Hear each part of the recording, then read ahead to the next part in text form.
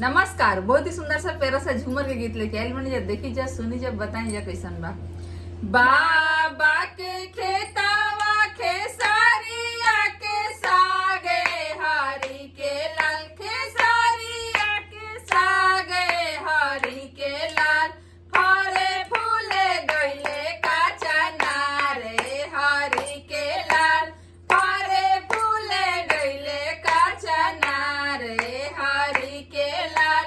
सब सखी मिली जुली साग खोटे चलनी हरी के लाल, साग खोटे चलनी हरी के लाल।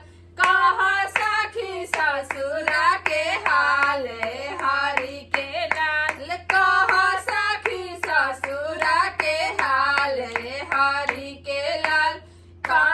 हम कही सखी ससुरा के हाल हरी के लाल, ससुरा के हाल हरी के लाल। ससुरा में सैया बड़ना दाने हरी के लाल, ससुरा में सैया बड़ना दाने हरी के लाल।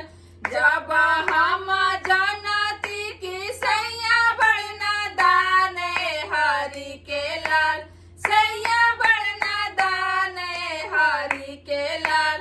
पापा घरवा रहती कुंवारे हरी के लाल, चाचा घरवा रहती कुंवारे हरी के लाल।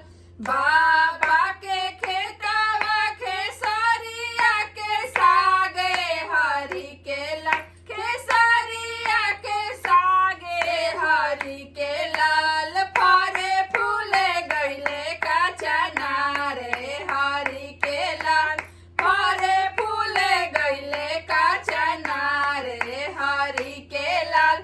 धन्यवाद। गाना अच्छा लगे तो वीडियो को लाइक करी जा, शेयर करी जा।